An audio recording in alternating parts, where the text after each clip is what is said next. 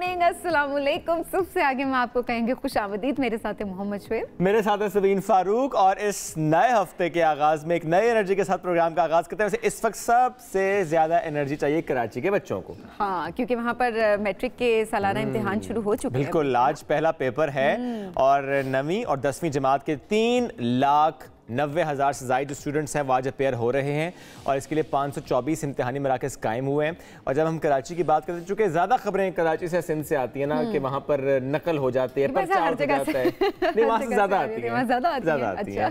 तो अल्लाह करे जी इस पर ऐसी कोई खबर ना आए, कोई पर्चे आउट होने की खबर ना आए। मोबाइल फोन पर पाबंदी है, उन्होंने कहा कि फ़ोन नहीं लेके जा सकते। पहले भी पाबंदी होती थी, वैसे तो हमारी बारी भी होती थी, वैसे कोई नया रूल नहीं है। पाबंदी पहले भी हमेशा से होती है और मेरे ख्याल में हर इम्तिहान में, अगर आप किसी भी इम्तिहान में अपेयर हो रहे होते हैं, चाहे वो किसी भी लेवल का हो, वहाँ पर मोबाइल फ़ोन पर पाबंदी होती है, क्योंकि उसी से सबसे ज़्यादा चीटिंग का खर्चा होता है, क्योंकि गूगल साहब हमेशा साथ होते हैं।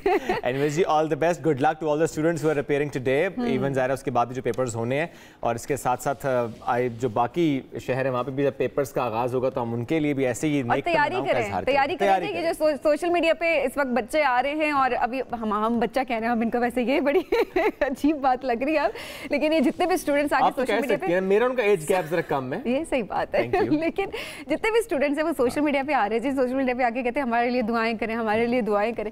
भाई दुआएं करें, हम करें, लेकिन पढ़ेंगे आप तो फिर ना, थोड़ा पढ़ें भी, सोशल मीडिया से छुट्टी लें भाई, डिस्ट्रैक्शंस बिल्कुल ठीक नहीं होती। अच्छा, साथ साथ में थोड़ी जिम्मेदारी पेरेंट्स की और असातिज़ा की भी होती है कि जो बच्चों को फेयर होता है ना एग्जाम्स का, इसको जरा कम करने की कोशिश भी करें। इतना फेयर नहीं होना चाहिए। आप अच्छा सा पढ़ें, पूरी तैयारी करें, फिर मार्क्स जैसे मर्जी आए, कोई मसला नहीं है, तो इसलिए टेंशन नहीं लेनी आप। सही बात है, मार्क्स जैसे मर्जी है। अच्छा, आपके कोई भी नंबर आते थे, मतलब कितने भी आप नंबर ले लें, घर से कभी डांट नहीं पड़ी? अल्लाह का शुक्र है, मार्क्स हमेशा अच्छे हैं, तो डांट तो कभी नहीं पड़ी। तो ये उन बेचारों से पूछे कि नंबर कम आते हैं और पेरेंट्स आगे से कहते हैं क्यों नंबर कम है, लेकिन थोड़ा बहुत डर, थोड़ा बहुत प्रेशर होना चाहिए। इसकी वजह है कि बच्चे बिल्कुल पढ़ना छोड़ देते हैं, बच्चे पढ़ना और घूमने फिरने चले जाते हैं। आजकल तो मौसम भी इंजॉय कर रहे हैं, छुट्टियों पे जा रहे हैं लोग सारे। अब वैसे भी जब मौसम की बात आप कर ही चुकी हैं सबीन, मई में किसने सोचा था कहीं बर्फबारी हो जाएगी? नारायण का गान में, वादी लीपा में बर्फबारी हो गई, तो इसलिए लोगों का दिल चाहता है कि वो बालाकोट भी जाएं, वैसे जगहों पर जाएं जहां मई में बर्फबारी हो रही है। बहुत अरसे के बाद देखा है कि मई में 30 साल बाद मई में बर्फबारी, मतलब मैं अपनी जिंदगी में पहली मर्तबा मई में बर्फबारी देख रही हूँ। अच्छा, मैं टेलीविजन पर ये देखा, मुझे मालूम होता ना कि इस वीकेंड पे बर्फबारी का कुछ चांस है, तो शायद मैं निकल जाता उस तरफ। जाना था आपने। मैं निकल जाता। लेकिन देखिए, इसमें भी एहतियात की कितनी ज़्यादा ज़रूरत है हर तरह से, कि आप जा ज़रूर रहे हैं, लेकिन ये ख्याल करें कि मोटर बाइक्स पे ना जाएं, क्योंकि उनके स्लिप होने का खदशा होता है। अगर आप गाड़ी पर जा रहे हैं तो गाड़ी को अच्छी तरह से चेक करके जाएं, अपने साथ इमरजेंसी इक्विपमेंट्स हमेशा अपने पास रखिए। ज़रा करना पड़ता है टायर को, अगर आप ऐसी किसी जगह पर जा रहे हैं जहाँ पर बर्फबारी है, चूंकि स्लिपरी रोड हो जाती है बहुत ज़्यादा, स्पेशली बर्फबारी के बाद जब वो बर्फ पिघल रही होती है तो रोड स्लिपरी हो जाती है। लेकिन चूंकि मुझे बर्फबारी बहुत पसंद है, मेरा दिल चाहता है जहाँ बर्फबारी में वहाँ जरूर जाऊँ। तो मुझे जरा बताएं आज कोई चांस है? आज मैं आपको मौसम का हाल बताती हूँ और फिर आप खुद डिसाइड करें कि आप सबको कहाँ जाना है। जी, सबसे पहले आपको इस्लामाबाद के मौसम का हाल बताते हैं। इस्लामाबाद में कम से कम 16 डिग्री सेंटीग्रेड है और ज़्यादा से ज़्यादा 29 डिग्री सेंटीग्रेड है। लेकिन आज इस्लामाबाद में सूरज चमक रहा है, लेकिन ये मैं आप सबको बताती चलूँ कि सूरज चमक ज़रूर रहा है, लेकिन पंखे नहीं चले अभी तक। मई में पहली मरतबा ऐसा है कि कभी पंखे चला रहे होते हैं, कभी पंखे बंद कर रहे होते हैं, मतलब मौसम का कुछ पता नहीं चल रहा होता, अनप्रिडिक्टेबल। दिन को थोड़े पंखे चलते हैं, कभी आहिस्ता हो जाते हैं, सुबह पंखे बंद और रात को भी पंखे बंद। अच्छा जी, लाहौर की बात करते हैं। लाहौर का मौसम आपको बताते हैं, कम से कम जो है वो 20 डिग्री सेंटीग्रेड है और ज़्यादा से ज़्यादा 33 डिग्री सेंटीग्रेड है, और वहाँ पर भी सूरज चमक रहा है। कराची की बात करेंगे, कम से कम 26 डिग्री सेंटीग्रेड और ज़्यादा से ज़्यादा 37 डिग्री सेंटीग्रेड वहाँ पर सूरज चमक रहा है, और कराची में जो है अब गर्मी आ चुकी है। पेशावर में हल्के हल्के बादल हैं, कम से कम दर्जा हरारत 18 डिग्री सेंटीग्रेड है और ज़्यादा से ज़्यादा 30 डिग्री सेंटीग्रेड है, और कोयटा में कम से कम 10 और ज़्यादा से ज़्यादा 26 डिग्री सेंटीग्रेड आज रहेगा। सूरज चमक रहा है और इसका मतलब यह है कि गर्मियों का आगाज़ हो चुका है, पूरे मुल्क में ही सूरज चमक रहा है। मेरे ख्याल में सबसे अच्छा मौसम कोयटा में है और इस्लामाबाद में। एग्जैक्टली, पेशावर में भी तो सूरज, हल्के बादल जरूर हैं वहाँ पर, हल्के बादल। हाँ, हल्के बादल। अगर मैं ये कहूँ, ये आसमान, ये बादल और ये बारिश, ये कोई शेर कहने वाले नहीं। अगर मैं कहूँ ये तीनों बहनें हैं, क्योंकि मैं कह दूँ इरशाद इरशाद इरशाद, नहीं, ये तीनों बहनें हैं तो मान जाएंगी? कैसे बहनें हैं? आसमान, बादल और बारिश, ये बहनें हैं। कैसे? इनका तो जेंडर भी चेंज है। बादल होता है, बारिश होती है। आप अरबी में आ जाए ना, इस पर फौरन से अरबी में आ जाए। तो सऊदी अरब में एक साथ पैदा होने वाले 3 बच्चियों के नाम रखे गए जनाब, आसमान, बादल और बारिश। और इसीलिए महकमा मौसमियात बड़ा खुश हुआ है और उन्होंने नाम रखे गए आसमान, बादल और बारिश। तोहफे देने का ऐलान भी किया है। नजरान में पैदा होने वाली ये 3 बच्चियां हैं। वालिदैन के 6 साल के तवील इंतज़ार के बाद ये खुशी उनको मिली है और नाम रखा है उन्होंने समा, सहाब और गीम, जिनके मानी है आसमान, बादल और बारिश। तो जनाब ये 3 प्यारी प्यारी सी बच्चियां और ये बनी बहनें। तो आपको क्या लगता है महकमा मौसमियात इनको क्या तोहफा देगा? एक तो छतरी मिलनी चाहिए। एक तो छतरी, दूसरी को शेड।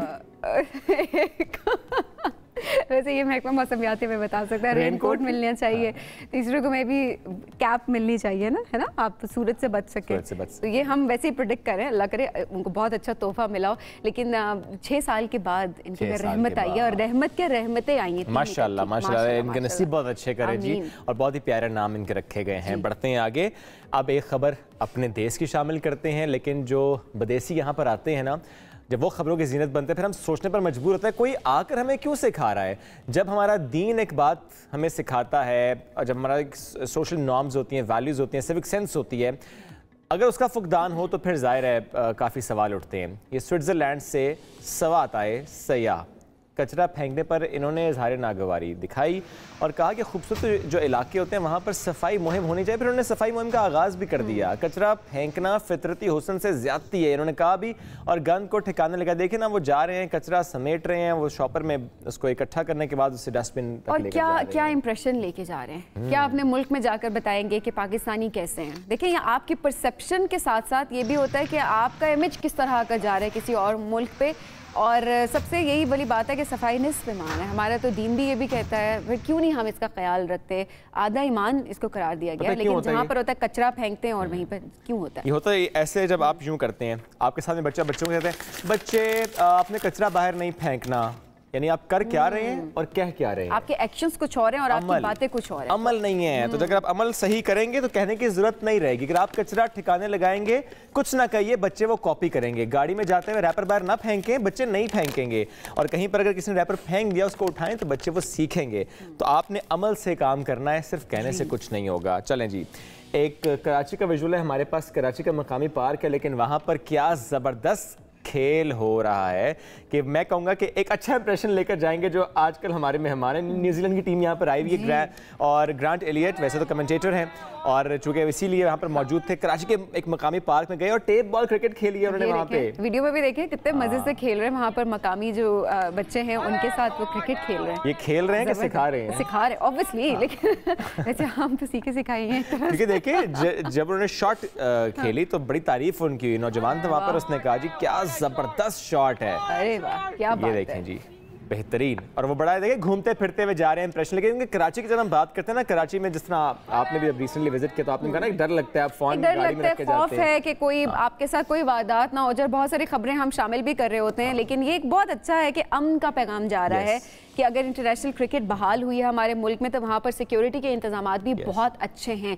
कोशिश करेंगे कि जो है इनका टाइम और अच्छा हो, जो इंतजामिया है वो कोशिश भी करिए, कोशिश कर रही है। और देखे ना इस तरह आए हैं और घूमते फिरते अब जा रहे हैं। जरा सीरीज इज डन और अभी वापस जाएंगे बड़े अच्छे पैगाम के साथ। और ये जो एक विजुअल है ना कि कराची में इस तरह से टेप बॉल क्रिकेट चल रही है, ग्रांट एलियट खुद भी वहाँ पर पहुंचे, तो एक अच्छा पैगाम जाएगा कि कराची अब बदल रहा है और बदल चुका है रादर। अल्लाह करे कि वाकई इसी तरह से कराची की रौनक हमें नजर आती रहे, हर चौक, हर चौराहे, हर पार्क में, जहाँ जहाँ पर खेल हो रहा है, जहाँ जहाँ पे लोग बाहर निकलते हैं, जहाँ जहाँ पे वो एक एंजॉयमेंट का समा होता है। हमारा प्यारा कराची, हमारा प्यारा कराची, पहले जैसा बल्कि अभी जैसा, सिर्फ हालात बदलने की देर है। क्या बात है। चलें लेकर चलते हैं जर्मनी आपको। जर्मनी में एक पुल है, इसको अब धमाके से गिराया गया है। 1500 फीट लंबा ये पुल और गिराने के लिए 150 किलो धमाका खेज मवाद इस्तेमाल किया गया है। और ये देखिए उसके ये कितना खौफनाक मंजर है वैसे। और बहुत सारे शहरी थे जिन्होंने ये जो है मंजर देखा और वो देखने के लिए स्पेशली आए। एक शहरी ऐसे भी थे इसमें जिन्होंने कहा कि मैंने पुल बनते देखा, मैंने इस पुल से सफर करते टाइम गुजारा और आज मैं देखने आया हूँ कि ज़ाहिर वो यादें सारी खत्म हो जाएंगी। 65 में ये बना था। तो देखिए 65 का बना हुआ पुल, कितने लोगों की यादें होंगी यहाँ पे, कितनों के बचपन यहाँ पे गुजरे होंगे और कितनों की मेमोरीज होंगी, पिक्चर्स में उन्होंने समेटी होंगी। और भाई अभी भी देखिए ये मोमेंट भी वो कैप्चर कर रहे हैं, क्योंकि शहरी हैं, फोन्स अपने निकाले में और कैप्चर कर रहे हैं। लेकिन देखें ये पुल गया, एक नया रास्ता तो आएगा ना, एक नया रास्ता बनेगा। बिल्कुल, जो एक रास्ता खत्म होता है वो एक नए रास्ते की नवीद होता है, नई मेमोरीज होंगी, नई मेमोरीज होंगी। एग्जैक्टली। चलिए बढ़ते हैं आगे। और आजकल वैसे भी हम देखते हैं सबीन के कॉल्स लीक हो जाती हैं, डाटा लीक हो जाता है, कॉम्प्रोमाइज हो जाता है, तो बड़ा कॉमन सा लगता है। हम में से किसी को पता ही नहीं होता कि तो माशाल्लाह से कोई कमी नहीं है ऑडियो लीक। चलिए इसमें माशाल्लाह बिल्कुल नहीं कहेंगे, लेकिन मतलब ये एक बड़ी मतलब ये मैंने तंजन कहा है, मैंने इस पे तंज जरूर किया है कि कोई कमी नहीं है ऑडियो लीक की। लेकिन जाहिर सी बात है आपकी प्राइवेसी लीक होता है। अब ये कैसे पता लगाया जाए कि आपकी जो मैं आपसे जो भी बात करी, मैं किसी से कोई बात करी, वो मेरी बातें कोई नहीं सुन रहे, मेरी प्राइवेसी उसी तरह से मेंटेन है। हम में से किसी को वैसे पता भी नहीं ना कि इसकी कॉल रिकॉर्ड हो रही है, किसकी कॉल रिकॉर्ड नहीं हो रही, किसका डाटा कॉम्प्रोमाइज हो रहा है, किसका नहीं हो रहा। अगर आप ये मालूम करना चाहते हैं कि आपकी कॉल रिकॉर्ड तो नहीं हो रही, तो बड़ा आसान सा हल है। अभी मोबाइल फोन उठाइए, *#61#, आई रिपीट *#61# डायल करें। उस पर फौरन लिखा आ जाएगा कि आपकी कॉल फॉरवर्डेड है या नॉट फॉरवर्डेड है। अगर तो आ रहा है फॉरवर्डेड, इसका मतलब है वो रिकॉर्ड हो रही है। तो फिर आपने जनाब करना ये है कि #002# डायल करना है और इससे वो जो फॉरवर्डिंग है वो खत्म हो जाएगी। अच्छा, ये वैसे ये एक्सपेरिमेंट आप सबको करना है, बिकॉज़ यू नेवर नो। आपने कर लिया। अब ये मैं अभी ब्रेक में सबसे पहले ये करूंगी, क्योंकि ये बहुत ज़रूरी है कि आपको पता होना चाहिए कि प्राइवेसी आपकी है उसी तरह से मेंटेन या नहीं। अच्छा, वैसे मुझे रिकॉर्ड नहीं कर रहे थे वाकई में? हाँ, तो मैंने फिर भी मैंने सेफ साइड पे #002# कर दिया और मैंने कहा कि फिर भी कर दो चलो ये अच्छा कि मेरी कोई कॉल चोरी ना कर ले। अच्छा, अलीपुर में एक बड़ी अनोखी वारदात है, हम यहाँ पे बात करते हैं। ये भी ऑडियो लीक भी एक तरह से वारदात ही होती है कि आप किसी की प्राइवेसी को किसी तरह से आप उस तरह से कर रहे होते हैं। अच्छा, अभी आपको एक बड़ी अनोखी वारदात बताते हैं। अलीपुर में एक वारदात है, CCTV आप इस वक्त देख रहे हैं।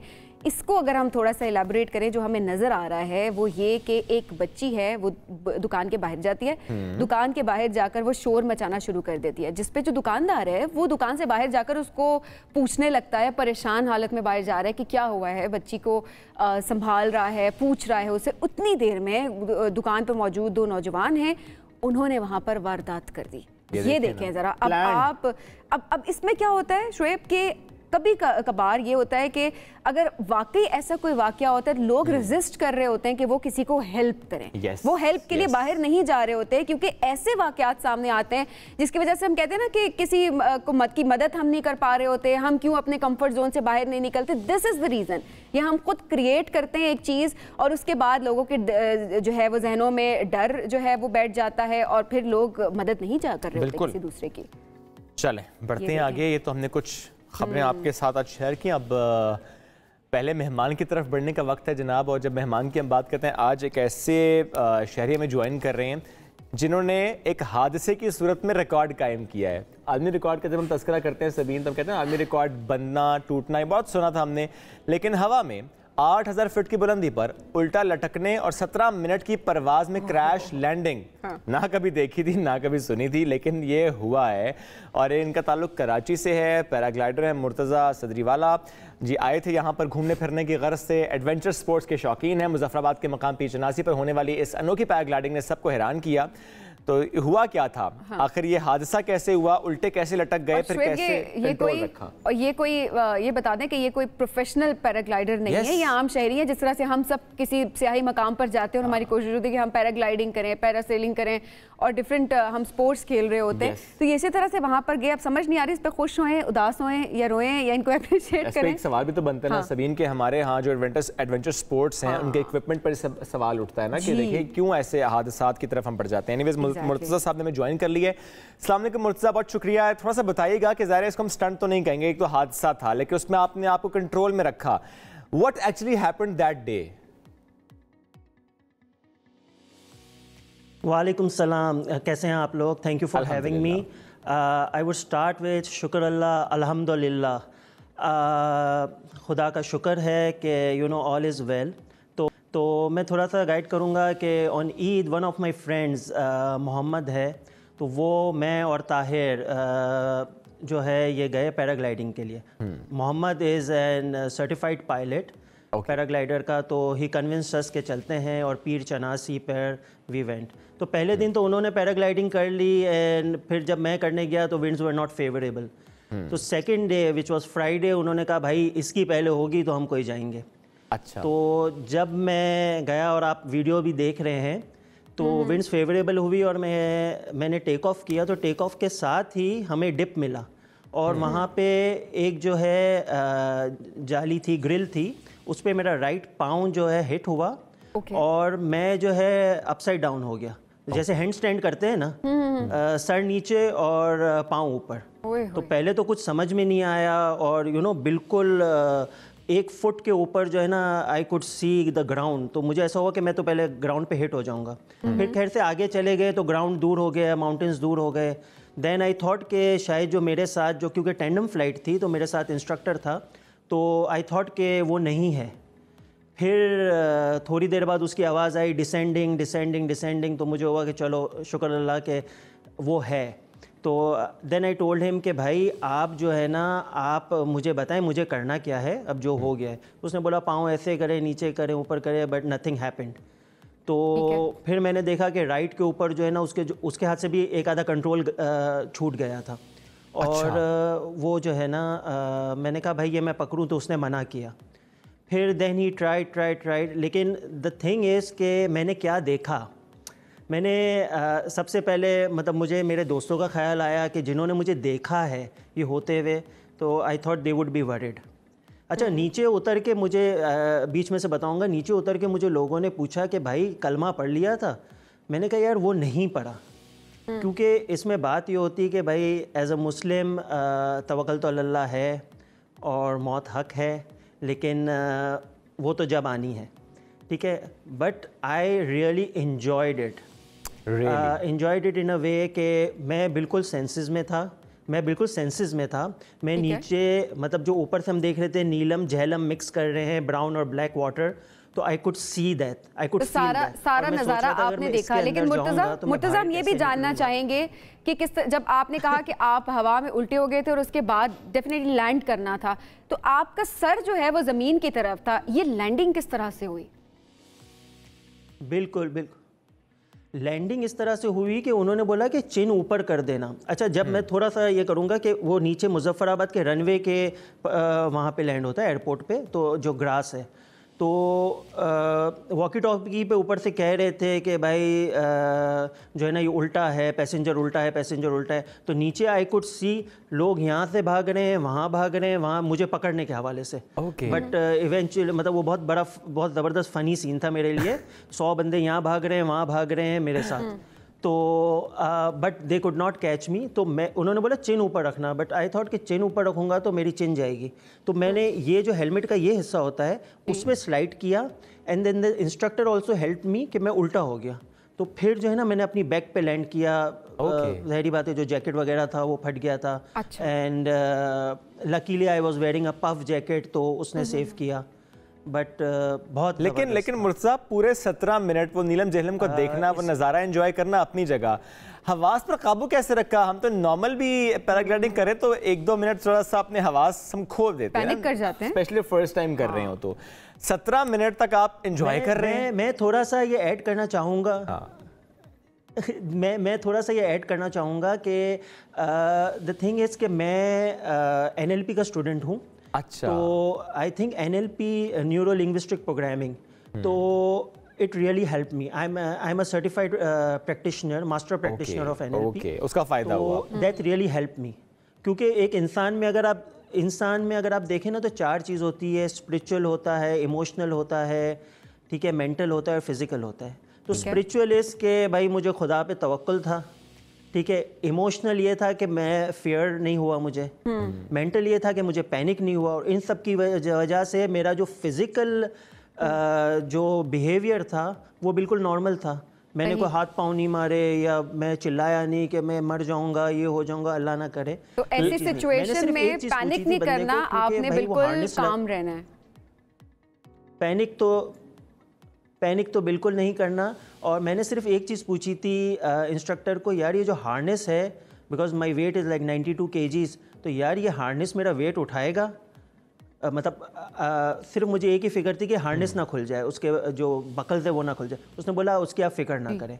एंड हेड्स ऑफ कि मैं तो पैनिक नहीं किया, लेकिन जो इंस्ट्रक्टर माशाल्लाह उनका एक्सपीरियंस, उन्होंने भी पैनिक नहीं किया ना। ये अच्छी बात है, उनके हाथ से भी तो पहले चले गए थे। बिल्कुल ऐसी है। अच्छा मुर्जा, अब ज़रा लैंडिंग हो गई, उसके बाद होना तो ये चाहिए था ना कि कई घंटे लग जाते, आपको रेस्ट दिया जाता, अच्छा आपको चेक किया जाता, ज़रा काम डाउन होता, पूरा एक इन्वायरमेंट बन जाता है वहाँ पर, लेकिन आपने डिसाइड किया मैं फिर से फ्लाई करूँगा, ये कैसे हुआ?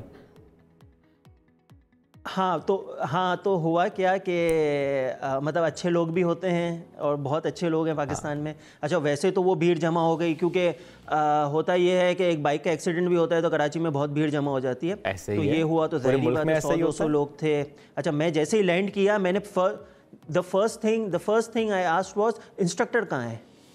अच्छा मुझे अपनी वो नहीं थी, मैं समझा इंस्ट्रक्टर मेरे नीचे आके दब गया है। तो उसने बोला मैं सेट हूँ। मैंने अपना गियर उतारा और वहाँ एक साहब थे आरिफ भाई, तो उनके जो ना ग्लाइडर प्लेन्स थे। तो ही टोल्ड मी कि यार आजा तुझे एक चीज़ कराता हूँ। And I was also like कि मैं अपना बैड एक्सपीरियंस नहीं रखना चाहता था। I wanted to turn it with a good experience. तो ये तो मेरी पैराग्लाइडिंग थी, लेकिन उन्होंने मुझे फिर बोला, तो मैंने ग्लाइडिंग प्लेन के ऊपर जो है ना पूरा एक राउंड लिया एंड इट वाज अमेजिंग। और आप यकीन करें कि मुझे कोई वो एक्सपीरियंस याद नहीं है, और आज भी मैं दूसरों को कहूँगा कि दे मस्ट एक्सपीरियंस इट। भाई उसके बाद मेरे दोस्त आए ना, ऊपर से पैराग्लाइडिंग करके ही आए, तो once in a blue moon हो जाता है। किसी के साथ भी हो सकता है। ये मैं कहूँगा कि सेफ्टी का खास ख्याल रखें, बिल्कुल हो जाता है, और अपने हवास पर काबू रखें। वो सबके लिए यूं तो मुश्किल होता है, क्योंकि आप एनएलपी प्रैक्टिशनर हैं, तो आपके लिए थोड़ा सा आसान रहा है। मुर्जा, thank you so much for joining us today. एक तरह से हम कहते हैं ना कि हादसा ही सही, लेकिन ऐसा कभी क्योंकि हुआ नहीं पहले, और उल्टा लटक के पैराग्लाइडिंग का तजर्बा आप ही के हिस्से में आया और किसी ने ना किया। आलमी रिकॉर्ड बना लिया। चलें जनाब, बढ़ते हैं आगे और एक ब्रेक की तरफ बढ़ेंगे। जब ब्रेक से वापस आएंगे तो प्रोग्राम को आगे बढ़ाएंगे। रहिए हमारे साथ। Welcome back. पाकिस्तान तहरीक इंसाफ मुकम्मल इलेक्शन मोड में आ गई है और पंजाब में इंतखाबी मुहिम के लिए जलसों का शेड्यूल भी जारी कर दिया गया है, जिसमें 14 मई तक सूबे भर में अवामी इज्तिमात का मुजाहरा किया जाएगा। पार्टी ने गुज़श्ता रोज़ अदलिया से इज़हार यकजहती के लिए मुख्तलिफ शहर में रैलियां भी निकाली, लेकिन इस्लामाबाद में सख्ती का सामना भी करना पड़ा। पुलिस ने दफ़ा 144 का नफाज कर खिलाफ वर्जी करने पर असद उमर, अली नवाज ऐवान समेत 180 कारकुनान के खिलाफ मुकदमा भी दर्ज किया, जबकि 38 वर्कर्स को गिरफ्तार भी कर लिया है। और ये उस वक्त हो रहा है जबकि मुज़ाकरात की मेज़ पर अब मौजूद नहीं है पाकिस्तान तहरीक इंसाफ और हुकूमत। लेकिन सवाल तो बनता है कि मुज़ाकरात की नाकामी का जिम्मेदार कौन, और इसके साथ क्या कोई ऑप्शन है कि फिर से हम मुज़ाकरात की मेज़ पर सियासी जमातों को देखेंगे? ये अब एक मुश्किल सवाल है, और ये इस सवाल का जवाब हम तो नहीं दे सकते, सियासी रहनुमाओं से पूछते हैं। तो हमारे साथ पीटीआई के रहनुमा फवाद चौधरी साहब इस वक्त मौजूद हैं। अस्सलाम वालेकुम फवाद साहब, कैसे हैं आप? अस्सलाम वालेकुम, थैंक यू। फवाद साहब, 10 मई से जलसों का आगाज़ कर दिया है, पीटीआई ने स्केड्यूल भी उन्होंने जारी कर दिया है, तो क्या ये इंतखाबी मुहिम है या एहतजाजी जलसे? दोनों ही है। उसकी वजह ये है कि देखिए पाकिस्तान के अंदर एक बहुत बड़ा इस वक्त क्राइसिस है, और क्राइसिस ये है कि आपका इलेक्शन जो है वो नहीं हो रहे। तो इसके लिए आपको एहतजाजी तहरीक भी चलानी पड़ सकती है, और अगर सुप्रीम कोर्ट का ऑर्डर हो गया तो फिर आपको इलेक्शन में भी जाना पड़ सकता है। सो दोनों ही चीज़ें हैं जिनको आपने कैटर करना है। और फवाद साहब, इस वक्त जो इंटरिम सेटअप है उसकी आईनी हैसियत क्या है? देखिए इंटरिम सेटअप हमारे यहाँ आइन जो है ना वो दो बुनियादी चीज़ों पे खड़ा है। पहला, हमारा आइन का जो लफ्ज़ शुरू ही होते हैं बिस्मिल्लाह के बाद, वो ये है कि सॉवरेनिटी पाकिस्तान में बिलोंग्स टू अल्लाह अलमाइटी, और उस सॉवरेनिटी को इस्तेमाल करेंगे chosen representative of people of Pakistan. अब ये दो बुनियादें हैं जिसके ऊपर पाकिस्तान का आइन खड़ा है।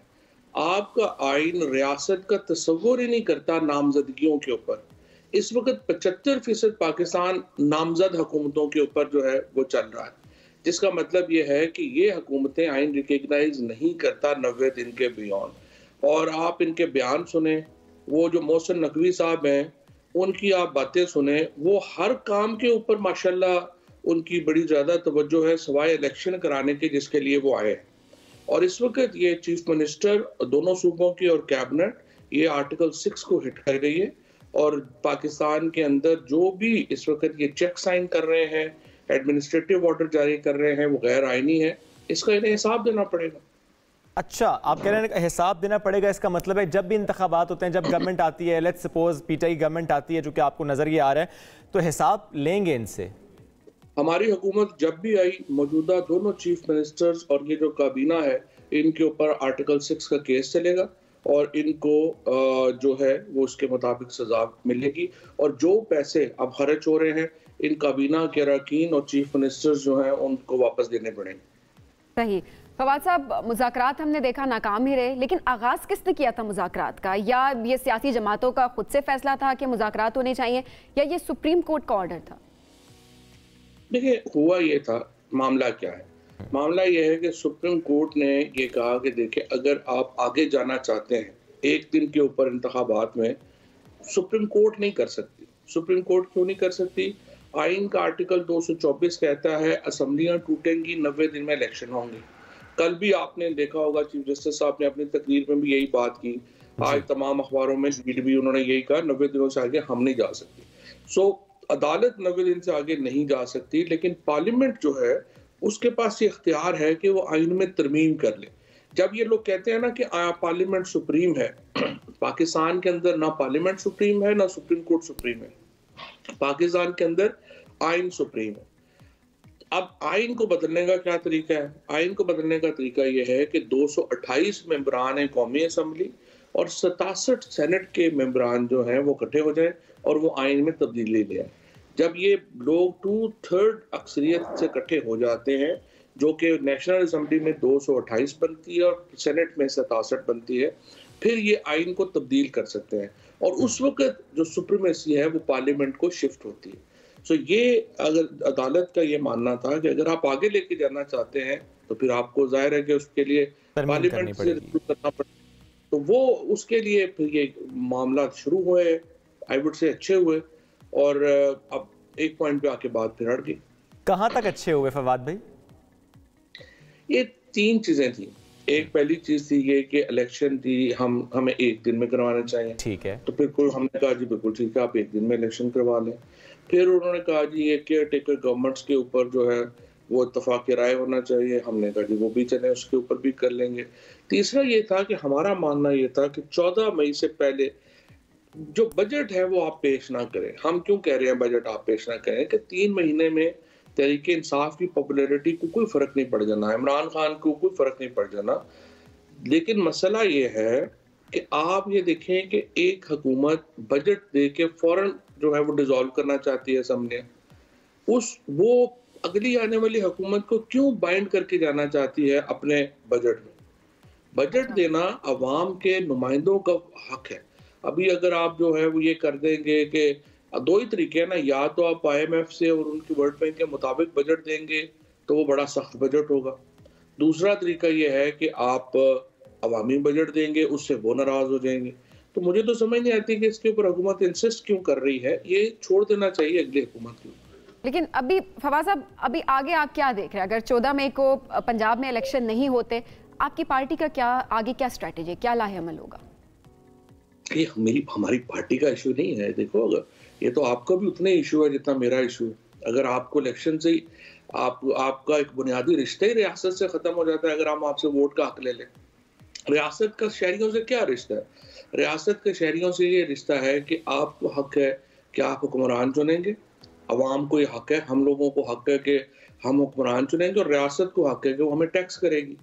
अगर हम ये रिश्ते ही खत्म कर देंगे और अवाम से ये रिश्ता हक ही ले लेंगे कि वो अपने नुमाइंदे चुनेंगे, ये तरीके इंसाफ का फिर मसला तो नहीं है, ये तो पाकिस्तान के हर शहरी का मसला है। तो सर, स्ट्रेटजी क्या है? पीटीआई की स्ट्रेटजी क्या है? अवाम भी अगर पीटीआई के साथ है, अगर वो भी सड़कों पे जाने को तैयार है, 14 मई को इलेक्शन नहीं होते, तो आपको क्या लगता है आगे क्या होना चाहिए?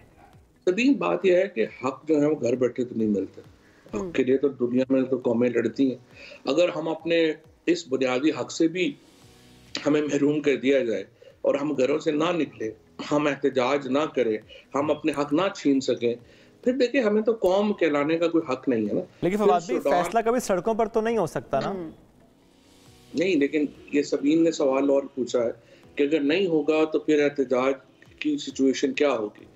देखो, सूडान में, साउथ सूडान में अफगानिस्तान पाकिस्तान में क्या फ़र्क है? हमारा यही फ़र्क है कि हमारा एक आइन है और उस आइन को हमने 50 साल हो गए हैं, हमने एक इत्तेफ़ाक़ राय कर लिया है कि हमने इस तरह से पाकिस्तान चलाना है। अगर आप उस आइन को ही उठा कर रद्दी की टोकरी में फेंक देंगे, फिर हमारा कोई और उस वक़्त ज़िंदगी में फ़र्ज़ नहीं है माँ सिवाय इसके कि हम अपने हकूक़ के लिए बाहर निकलें। और मैं हूँ, आप हों, सबीन हो, तमाम लोग जो है उनका ये फ़र्ज़ है कि वो अपने हक़ लेने के लिए सड़क के ऊपर हों और वो अपना हक़ डिमांड करें। ठीक। और फवाद भाई, मुज़ाकरात से एक उम्मीद ही किरण रोशन हुई थी कि शायद मुज़ाकरात हो जाएंगे और कोई लाया अमल बन जाएगा, और उसमें एक बात हम ज़रूर आपसे जानना चाहेंगे कि कमर ज़मान कायरा साहब ये कहते हैं कि हम लोग खासा पीछे आ गए थे और जुलाई में नेशनल असम्बली और बाकी असम्बलीज डिज़ोल्व करने पर हमने कह दिया था। क्या आप इसकी तौसीक करते हैं? क्या वाकई ये बात हुई थी मुज़ाकराती टीम के साथ? नहीं, ये बात ठीक है, वो पीछे आ गए थे, लेकिन जिस तरह से मैंने आपको अर्ज़ किया, मसला थोड़ा तारीख बजट का था। मसला ये है मसला बजट का। बजट में हमारा मानना सिर्फ यही है कि अगर आप बजट ये दे जाएंगे और अगली हुकूमत को कहेंगे कि आप, और फिर देखिए हमें मालूम है कि IMF से जो ताल्लुकात हैं इस हुकूमत के वो बहुत ख़राब हैं, और दूसरी बात यह है कि इनके साथ इनसे मामलात नहीं चल रहे। सो पाकिस्तान डिफ़ॉल्ट की तरफ बढ़ रहा, और अगर ये डिफ़ॉल्ट हो गया पाकिस्तान तो फिर क्राइसिस जो है वो और बहुत गहरा हो जाएगा। मसला सिर्फ बजट का है फवाद भाई? फिलहाल तो सिर्फ बजट का, सिर्फ बजट का मसला है। और ऐसे में अगर हम बात करें एहतजाज की, ज़ाहिर है आपने कहा एहतजाजी भी है वो और इंतखाबी अमल का एक हिस्सा भी है कि इंतखाबी जलसे वो होंगे। ऐसे में मरीम नवाज़ साहिबा पहले भी कह चुकी कि इमरान खान ने आना था लेकिन आगे राना था भी, राना सनाउल्लाह साहब का भी स्टैंड आपके सामने है, वो तो सख्ती से निपटने की बात करते हैं, वो कहते हैं घर भेज देंगे नहीं तो कहीं और भेज देंगे। राना साहब की स्टेटमेंट्स और जो वो करना चाहते हैं, जो उनकी गुफ्तगू से यहाँ हो रहा है, नुकसान कितना होगा रियासत का? बहुत नुकसान, ऑलरेडी नुकसान हो गया। 10 लाख आदमी, ये तो पाकिस्तान में अनफॉर्चुनेट है कि हमारे यहाँ डिस्कशंस नहीं हुई। 10 लाख पाकिस्तान का जो क्वालिटी ह्यूमन रिसोर्स है वो पाकिस्तान से चला गया। अगर आप ये काइट रनर पढ़े, ये स्टैट्स ही बताते हैं, बिल्कुल नॉवल है इस पे अफगानिस्तान के ऊपर, उस पे आप देखेंगे ना क्या होता है। सबसे पहले जो आपकी वर्किंग क्लास होती है, जो लोग कंट्रीब्यूट कर रहे होते हैं सारे, वो मुल्क छोड़ के जाना शुरू हो जाते हैं। जब आपकी क्वालिटी ह्यूमन ये जो अपने HR क्वालिटी के लोग बाहर चले जाएंगे तो उसके बाद आपकी जो वर्क फोर्स है वो पीछे नहीं रहेगी। सो पाकिस्तान के अंदर हर आदमी जिसका इस वक्त थोड़ा बहुत भी हाथ पड़ता है, आप जरा उठा के देखें पासपोर्ट कितने बन रहे हैं। 10 लाख तो चले गए हैं, जो पीछे लाइनें लगी हुई हैं। पाकिस्तान में कोई इन्वेस्टर आने को तैयार नहीं है। पाकिस्तान में इस वक्त एक अमूमी जो है वो मायूसी है। आप चाहे किसी जो घरेलू औरतें हैं उनसे बात कर लें या आप किसी नौजवान से बात, जो इस वक्त पाकिस्तान की कोर कॉन्स्टिट्यूट करता है वो तो नौजवान है ना। 60% हमारा जो है वो अराउंड 35-37 सालों से नीचे का नौजवान, वो पाकिस्तान से मायूस है। अब जब तक आप ये नहीं करेंगे और सिर्फ 5-7 लोगों ने कि नहीं हमने हर सूरत इक़्तिदार में रहना है, ये थ्योरी रहेगी तो जाहिर है कि ये मसला तो हल नहीं होगा। तो ये यकीनन एक बहुत ही बुरी सूरत हाल है अगर एक कौम की हैसियत से हम देखें, जिस तरह से नौजवान बाहर जा रहे हैं रोज़गार की तलाश में, क्योंकि वो मौके यहाँ पर नहीं है और हालात हम सबके सामने। इसी में मुज़ाकरात एक हमें रास्ता नज़र आते हैं कि मुज़ाकरात होने चाहिए और अभी भी इसका कोई सलूशन निकलना चाहिए। फवाद साहब, मुज़ाकरात का सिलसिला अभी भी जारी है या आगे कोई आपको इम्कान नज़र आ रहा है कि बातचीत से ही मसला हल हो सकता है या फिर सड़कों पर आना पड़ेगा? नहीं, बातचीत से भी हल हो सकता है, बातचीत से हल हो सकता है अगर हुकूमत, पहले तो आप देखें ना कि ये जो PMLN की टीम जो मुज़ाकरात कर रही थी, इनको सबसे बड़ा चैलेंज तो अपने ही लोगों की तरफ से है। जहाँ पे आपने नाम लिया राना सनाउल्लाह का, मरियम नवाज़ का, उसके बाद ख्वाजा आसिफ, जावेद लतीफ़ वगैरह, इन लोगों ने अपनी टीम को कमज़ोर किया बार बार बयानात दे के, चीज़ें करके, और कि ये मुज़ाकरात होने ही नहीं चाहिए, ब्ला ब्ला। और इन बयानात के पीछे कोई एक शख्स है जो कहता था कि बयान दो ताकि मुज़ाकरात की मेज़ पर ना कोई फैसला हो? मेरे ख्याल में ये PMLN की एक अंदरूनी पॉलिटिक्स है जिसके अंदर ग्रुप्स हैं, धड़े हैं, जहाँ पे शहबाज शरीफ साहब का एक धड़ा है, मरियम नवाज का एक धड़ा है और अफजल शाहिद का खान अब्बासी भी एक धड़ा बना रहे हैं। सो ये 2-3-4 धड़े हैं जिनकी पॉलिटिक्स ने एक इंटरनल उनकी रिफ्ट जो है उनसे इससे जाहिर हुई। तो अब देखना यही है कि ये आगे कैसे ये अपनी पॉलिटिक्स उनकी किधर जाती है, लेकिन ये मुज़ाकरात से बातचीत जो है वो बातचीत का आज कामयाब हो जाए। नहीं, वो तो कह रहे हैं कि हम अगले मरहले के लिए तैयार हैं, बातचीत के लिए पीटीआई नहीं तैयार, लेकिन आपकी बात से लग रहा है कि नहीं, मसला हल हो सकता है बातचीत से। तो क्या पीटीआई वाकई तैयार है अगले दौर के लिए मुज़ाकरात की मेज़ पर दोबारा बैठने के लिए? सर उसके लिए बातचीत की जरूरत नहीं है ना, उसके लिए तो सिंपल, अब जिस तरह मैंने अर्ज किया कि बातचीत तो मुकम्मल हो गई है, अब तो उन्होंने डेट देनी है। डेट देने के लिए बड़ा आसान है, वो सुप्रीम कोर्ट में डेट दे देंगे, हम बजट से पहले असम्बलियां तोड़ने को तैयार। ठीक है। और फात साहब आखिर में एक चीज़ और, अगर आपका ये मुतालबा मान लिया जाता है पीटीआई का कि पंजाब में 14 मई को इंतखाबात हो जाए, जो कि होते नजर नहीं आ रहे, लेकिन अगर मान लिया जाता है कि पंजाब में इंतखाबात पहले हो जाते हैं, इससे मसला हल होगा या कि बढ़ेगा? एक सूबे में इंतखाब पहले हो जाना पंजाब में, बड़े सूबे में, मसला हल होगा कि बढ़ेगा आगे चलकर? नहीं, कोई प्रॉब्लम नहीं है। अच्छा। हमेशा जो इंतखाबात है, हम एक फेडरेशन है, हुआ ये था कि 1960 की दहाई में सारे पाकिस्तान को इकट्ठा करके 1 यूनिट बना दिया गया। सो एक पूरा ये यूनिट था और एक पूरा मशरकी पाकिस्तान यूनिट था। उसके नतीजे में यहाँ पे बहुत तहरीक शुरू हुई, खसूसन सिंध और बलूचिस्तान ने कहा कि नहीं, ये हमें मंजूर नहीं है, आप इसको फेडरेशन बनाएं और 1 यूनिट ख़त्म किया जाए। लिहाजा पाकिस्तान के आइन में ये प्रोविजन रखी गई कि तमाम सूबे जो हैं उनके इलेक्शन अलग-अलग होंगे ताकि वो हम फेडरेशन के उसमें बन सकें।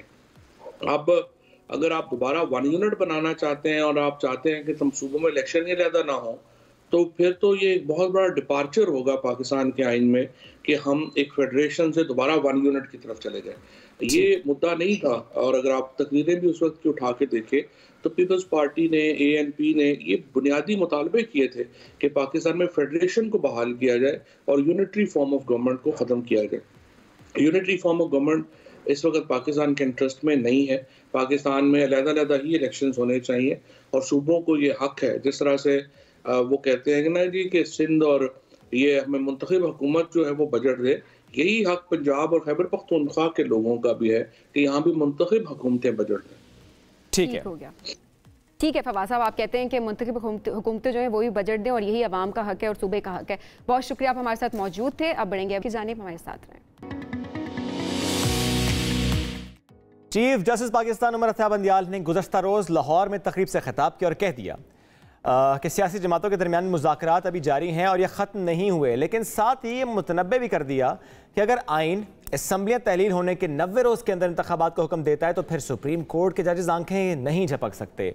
हमारे पास इसके सिवा कोई दूसरा रास्ता नहीं कि इस पर अमल किया जाए। दूसरी जानिब हुकूमत अभी तक पंजाब में 14 मई को इलेक्शन के लिए तैयार नहीं हुई है और इस मामले पर अदलिया के साथ टकराव यकीनी नजर आ रहा है। पीटीआई सूबे में इलेक्शन के लिए सड़कों पर आ चुकी है और इसने 14 मई तक पंजाब भर में जलसों का ऐलान भी किया है। और अभी हम ब्रेक से पहले जब फवाद चौधरी से बात कर रहे थे तो उन्होंने कहा कि बिल्कुल ये एक एहतजाजी रैली भी है, इंतखाबी रैली भी है, लेकिन मुज़ाकरात के हवाले से उन्होंने कहा कि इस वक्त भी वो ऑप्शन मौजूद है कि मुज़ाकरात की मेज़ पर हम बैठें। एग्जैक्टली इसी सियासी सूरत हाल पर बात करने के लिए हमारे साथ सीनियर सहाफ़ी और मारूफ तज्ज़िया नगार हमारे साथ मौजूद है आमिर ज़िया साहब।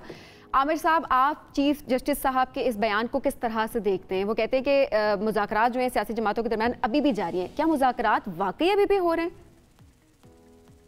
अब इसके बारे में नहीं कह सकता, लेकिन ये जो चीफ जस्टिस साहब ने बहुत ही आसान सादा अल्फाज में कहा है कि जी आइन पे अमल करना क्यों ज़रूरी है और कितना ज़रूरी है। और एक मैं समझता हूँ कि हुकूमत ने एक बड़ा सुनहरा मौका ज़ाया कर दिया। वो लोग कर सकते थे जब मुज़ाकरात हो रहे थे तो कोई दरमियान की राह निकाली जा सकती थी, कोई ऐसी राह निकाली जा सकती थी कि दोनों के लिए काबिल कबूल होती, पीटीआई के लिए भी और हुकूमत के लिए भी, लेकिन उस सुनहरी मौके को गवा दिया गया।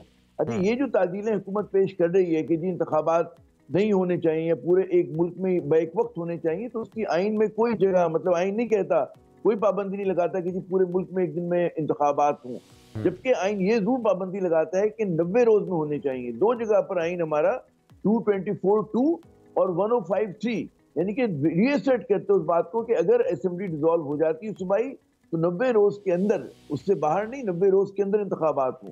अब बाद वजूहात की बिना पे 90 रोज में इंतखाबात नहीं हुए, वो डेडलाइन क्रॉस हो रही है। अगर 14 मई को भी होते हैं, जो कि जिसके इम्कानात बहुत कम है, लेकिन अगर इसका मतलब ये नहीं होता कि आप एक और 100 दिन मजीद ज़ाया कर दें या 200 दिन ज़ाया कर दें, ये मुमकिन नहीं है। यहाँ पे इंतखाबात ना होने की जो बहुत बड़ी वजह है वो ये है कि जी जो हमारे इदारे हैं, election commission of Pakistan, parliament और हुकूमत, वो आइन पे अमल करने के लिए तैयार नहीं है। आइन के नाम पर आइन शिकनी कर रही है, कानून के नाम पे कानून शिकनी कर रही है, जिसकी मिसाल आपको इससे पहले नहीं मिलती। बड़ी अफसोसनाक सूरत हाल है। और ये सवाल इस वक्त ये नहीं है कि PTI को फायदा होगा या हुकूमत को, सवाल ये है कि मुल्क को नुकसान हो रहा है। ये जो गैर यकीनी सूरत हाल है, ये जो बाहमी चपकलिश है, इसकी बुनियादी वजह इदारों का इंडिपेंडेंट ना होना है। मेरे ख्याल में इलेक्शन कमीशन ऑफ पाकिस्तान को जिस तरह से अपना किरदार आईनी अदा करना चाहिए तो उसने नहीं किया। पार्लियामेंट जो है हमारी अधूरी पार्लियामेंट है, वो जो है मतलब है चंद खानदानों या चंद लोगों के लिए जो है उनकी खुशनुदी के लिए अमल कर रही है। आइन इस वक्त उनके लिए मुकद्दम नहीं है। आइन क्या, अवाम मुकद्दम नहीं है। अभी जो भी सियासत हो रही है, ये बदकिस्मती है इस मुल्क की, तो उसमें अवाम और रियासत पाकिस्तान के और जिम्मेदार तमाम सियासी जमातें हैं। आमिर साहब ऐसा ही है?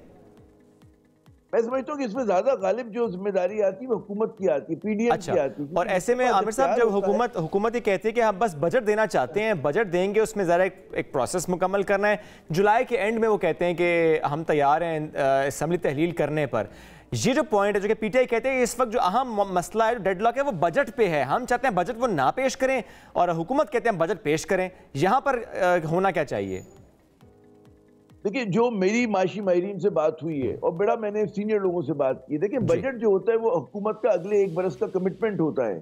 अब जिस हुकूमत को ये ना पता हो कि जनाब मैं अगले बरस हूंगी नहीं हूंगी, तो बजट क्या पेश करेगा और उसके बजट की यकीन दहानियों की और आदाब की क्या अहमियत होगी। दूसरी बात ये कि अगर हुकूमत को पता है कि मैंने इंतखाबात में जाना है, तो एक पॉपुलिस्ट बजट देगी। वो ऐसा बजट देगी कि जिसके अंदर जो है मतलब लोगों को खुश करने की कोशिश करे।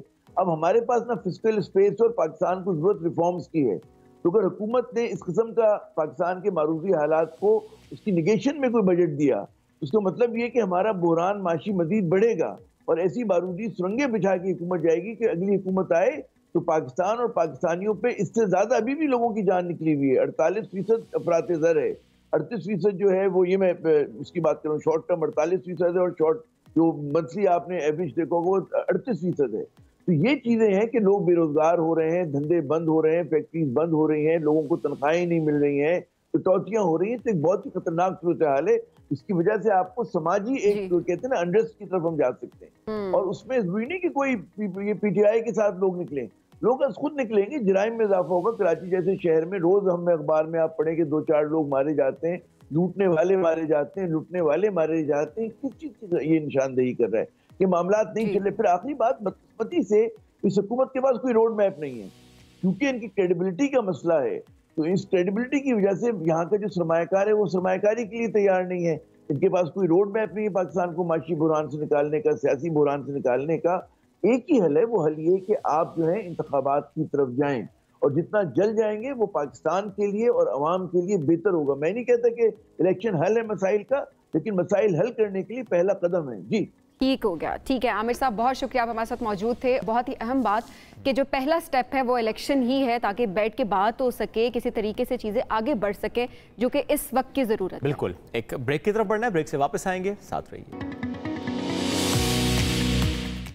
पाकिस्तान ने न्यूजीलैंड के खिलाफ शानदार कारकर्दगी का मुजाहरा किया और 5 वनडे मैचेस की सीरीज 4-1 से अपने नाम की। और अगरचे कौमी टीम गुज़श्ता रोज़ के मैच में 47 रन से हार गई, लेकिन फिर तीसरी पोजीशन पर आना वो अपनी जगह।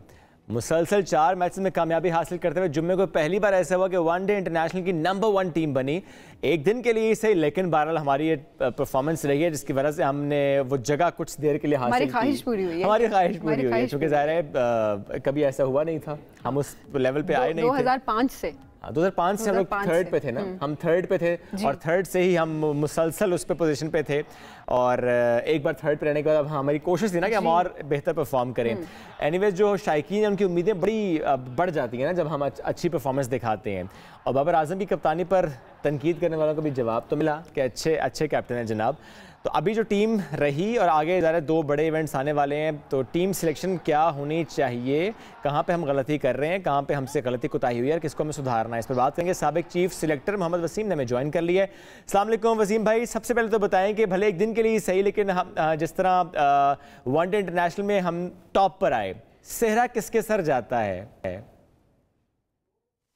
वालेकुम अस्सलाम। देखिए सबसे पहले कि एक दिन नहीं 2 दिन के लिए, अबाउट 48 आवर्स के लिए 2 दिन के लिए रही है, तो मैसिव अचीवमेंट जी कि देखें क्रेडिट ऑब्वियसली टीम को जाता है। जो हमारे कैप्टन है बाबर आजम, जबरदस्त परफॉर्मेंस उनकी अपनी भी रही है और जिस तरीके से टीम को चलाया है, तो ये पिछले 2-3 साल की जो मेहनत है वो रंग लाई है। तो डेफिनेटली जो सबसे ज्यादा क्रेडिट जाता है वो टीम के प्लेयर्स को ही जाता है जिन्होंने कंसिस्टेंटली परफॉर्म किया, और जिसमें सबसे आगे बाबर आजम आते हैं कि न सिर्फ उन्होंने फ्रंट से लीड किया बल्कि इंडिविजुअली उनके आप देखते हैं जो रिकॉर्ड उन्होंने ब्रेक किए। अब तो इतने रिकॉर्ड उन्होंने वो ब्रेक कर दिए कि वो याद भी नहीं रहते हैं। वो इतने रन बना दिए, इतने जल्दी रन बना कर दी हैं। तो आई थिंक कि सारा क्रेडिट हमारी पाकिस्तान टीम को जाता है। लेकिन खुशी की बात थी कि पहली दफा हिस्ट्री में पाकिस्तान टीम नंबर 1 उन्होंने अचीव किया। ख्वाहिश सबकी यही थी, मेरी भी यही थी कि हम इसको थोड़ा रिटेन करते हैं, लेकिन आखिरी मैच का रिजल्ट हमारे फेवर में नहीं आ सका। आखिरी मैच में गलती कहाँ हुई? देखिए गलती अगर हम देखते हैं तो ऑब्वियसली अगर आप थोड़ा सा देखते हैं कि रन्स में कहूंगा कि थोड़े से ज्यादा करवा दिए थे हमने, लेकिन उसमें अगर हम देखते हैं तो रोटेशन पॉलिसी भी चल रही है, कुछ प्लेयर्स आपके मिसिंग भी नजर आए, लेकिन उसके बावजूद आप जीते थे। लेकिन कंसीडरिंग के ये न्यूजीलैंड की जो टीम थी ये फुल स्ट्रेंथ टीम नहीं थी, इनके 7-8 जो मेन प्लेयर्स थे वो मिसिंग थे, वो लीग क्रिकेट उधर खेल रहे थे। तो एक्सपेक्टेशन तो यही थी कि 5-0 से हम ये सीरीज जीतेंगे। लेकिन आई थिंक जो टीम के अंदर कुछ चीजें और भी इधर उधर से जो खबरें आई एम श्योर कि आप तक भी पहुंची होंगी, कुछ लड़कों के ट्वीट भी आने शुरू हो गए। इमामुल हक के ट्वीट आई। हाँ, तो ये थोड़ी सी ये चीजें भी टीम के जो इन्वायरमेंट है उसको थोड़ा सा वो खराब करती है। तो आई थिंक वो रीजन भी है, आप कह सकते हैं, क्योंकि एक प्लेयर अगर ऐसा कोई ट्वीट कर रहा है या इसमें कोई हकीकत है कि उसके साथ कम्युनिकेशन नहीं की गई है, तो आई थिंक ये पूरी जो टीम इन्वायरमेंट है उसको थोड़ा डिस्टर्ब वो कर देती है। सही। तो वसीम, बाबर आजम की कप्तानी पर बहुत सारी तनकीद हो रही थी, लोग कह रहे थे कप्तानी अच्छी नहीं हो रही है, उनके परफॉर्मेंस पे बातचीत चल रही थी। तो अब मेरे ख्याल में उन्होंने जवाब दे दिया कि नहीं मैं अच्छा कप्तान हूँ। वो जो जितने भी सारे तज्जियाकार बैठे हुए थे टीवी पे उनके बारे में बात कर रहे थे, उनको क्या कहना चाहेंगे? देखिए आधे से ज्यादा तो जो तनकीद कर रहे हैं तो उनको तो कप्तान के शायद स्पेलिंग भी नहीं आते होंगे कि क्या मतलब होता क्या है कप्तान, इसका मकसद क्या होता है, क्या इसने करना होता है। वो एक बस होता है ना कि एक टॉपिक बन जाता है, एक ट्रेंडिंग टॉपिक या हॉट टॉपिक हमारा एक बन जाता है कि यार चलो अब इसी पे है, तो हर बंदा उसी पे कमेंट देने शुरू कर देता है। लेकिन आई थिंक रिजल्ट्स जो आपके होते हैं वो ही एंड ऑफ द डे आपकी हर चीज के जवाब होते हैं। तो आई थिंक के बाबर की कप्तानी के अंदर आप देखते हैं अगर व्हाइट बॉल की जो रिजल्ट्स हैं तो वो अमेजिंग रहे हैं, चाहे वो T20 क्रिकेट है चाहे वो वनडे क्रिकेट है। तो जितनी कंसिस्टेंसी हमने शो की है पिछले 2 साल के अंदर, तो आई थिंक इससे पहले बहुत और सब तक आपको इस तरह की परफॉर्मेंस वो याद नहीं रही होगी। ठीक है, कैप्टन कोई भी होता है वो डे बाय डे ग्रो करता है, वो सीखता है। लेकिन आई थिंक बाबर का प्रोसेस था वो भी काफी तेज आपको नजर आया, जिस तरीके से उसने इम्प्रूव किया है चीजों को। लेकिन end of the day matter क्या करते हैं कि आपके रिजल्ट्स क्या आ रहे हैं। अगर आपकी टीम नंबर 1 पहुंच रही है और स्टिल आप कह रहे हैं जी आपका कैप्टन जो है उसके ऊपर हम श्योर नहीं है। और सबसे बड़ी जो एक अलमिया है या एक सैड चीज है जो कल की प्रेस कॉन्फ्रेंस आपने भी सुना होगा कि अभी तक बाबर को नहीं खुद भी कि यार वो वर्ल्ड कप में कप्तान है कि नहीं है। तो ये अनसर्टेनिटी जो क्रिकेट बोर्ड जो लेके आया है ना अननेसेसरी। और वसीम भाई आपको लगता है कि इसकी वजह से प्लेयर पर इम्पैक्ट आता है? जैसे कल के मैच की हम बात करें तो ज़ाहिर है अगर बाबर नर्वस हो रहे हैं, एक पे आउट हो रहे हैं, तो इसका मतलब है कोई आसपास का माहौल होता है जो इम्पैक्ट करता है आपकी परफॉर्मेंस को। वो डेफिनेटली देखें, अगर आप मैनेजमेंट में देखें चेंजेस होती रहती हैं, ठीक है, it's part of the game. या कोई भी आपके कोचेस बदल जाते हैं, आपकी मैनेजमेंट चेंज होती रहती है, लेकिन जो टीम के अंदर जो कंसिस्टेंसी होती है आपने उसको कैरी ऑन करना होता है। ये नहीं कि आप कोई भी आया है तो अपनी मर्जी से जरूरत है या नहीं है, बस आपने चेंजेस करनी है या अनसर्टेनिटी टीम के अंदर लेके आनी है। तो आई थिंक वो थोड़ी सी एक वो इम्पैक्ट आपको नजर आ रहा है। और बाबर की अगर कप्तानी की बात करते हैं तो ऑब्वियसली बाबर के पास काफी ज्यादा अथॉरिटी थी इससे पहले, लेकिन अभी आपको वो विजिबल चीजें नजर आ रही हैं कि अथॉरिटी इस तरह नहीं रही जो एज ए कैप्टन उसके पास होनी चाहिए। Obviously not a one man show, लेकिन कैप्टन की जितनी एक अथॉरिटी होनी चाहिए उसकी जो लिमिटेशन वो आपको लगता है वो कॉम्प्रोमाइज हो चुकी है? बिल्कुल ऐसा ही नजर आ रहा है। वो आपको शायद बाबर की बॉडी लैंग्वेज से जब वो आता है प्रेस कॉन्फ्रेंस के अंदर इंटरव्यू नजर आ जाता है, तो वो चीजों के आ जाते हैं वो। और अगर कुछ प्लेयर्स की बात करें, शान मसूद क्या जिक्र करें, उनको खिलाने का फैसला आपको लगता है वो ठीक था कल उन्हें खिलाने का फैसला? देखिए अगर आप चांस देना है आपने प्लेयर्स को तो ठीक है, मतलब ठीक है आप पे जाते हैं, लेकिन वो मेरे लिए जो ज्यादा इंपॉर्टेंट है वो कम्युनिकेशन है। क्या अगर आप किसी प्लेयर को रोटेट करके उसकी या किसी और प्लेयर को खिला रहे हैं तो उसके साथ प्रॉपर एक आपकी कम्युनिकेशन होनी चाहिए। You need to come on the same page. तो देयर इज नो हार्म कि आप लड़कों को ट्राई दें, लेकिन मेरे ख्याल में कल का जो मैच था वो इंपॉर्टेंट था। ठीक है, आप सीरीज जीत चुके हैं, we all wanted white wash, लेकिन जो सिनेरियो एक बन चुका था कि to retain the number 1 position, I think तो फिर उसके लिए आप शायद बेस्ट टीम के साथ आपको जाना चाहिए था। और बेस्ट टीम की बात करते हैं तो शायद आपको इमाम को फिर और टीम के अंदर लाना चाहिए था, क्योंकि इसका जो अल्टीमेट हमें खमियाजा यही भुगतना पड़ रहा है कि आपकी टीम रैंकिंग में नीचे आ गई है। लेकिन फिर बाद इसका वही जवाब आएगा जी कि हमारा जो गोल है वो बिगर गोल है हमारा जी, हम वर्ल्ड कप की प्रिपरेशंस कर रहे हैं। उसके अंदर in communication is the key कि अगर इस तरह का कोई मतलब होता भी है तो विद इन द टीम चीजें सॉर्ट आउट हो जानी चाहिए, ना कि उसको सोशल मीडिया के ऊपर आके हाईलाइट हो जानी चाहिए। तो जितना भी खैर मेरा तो मतलब एक स्टांस है कि जो भी इस तरह की चीज होती है विद इन द टीम उसको विद इन द टीम होनी चाहिए। अच्छा, और अगर हम squad bigger than the team और कुछ प्लेयर्स के बारे में ज़रा जिक्र बहुत ज़्यादा सोशल मीडिया पर हो रहा है कि इसको होना चाहिए था, जैसे शुएब मलिक से मुतालिक कहा जा रहा है कि इनको टीम में होना चाहिए था। आपका ओपिनियन क्या है उनके हवाले से, होना चाहिए स्क्वाड का हिस्सा? किसकी बात की सॉरी? शुएब मलिक की वापसी होनी चाहिए सर टीम में। शुएब मलिक तो 50 ओवर खेले तो मुझे नहीं लगता उसको शायद 50 साल भी हो गए होंगे। उसने तो वनडे क्रिकेट खैर वैसे छोड़ी भी है, बहुत अच्छे से वो नहीं खेल रहे।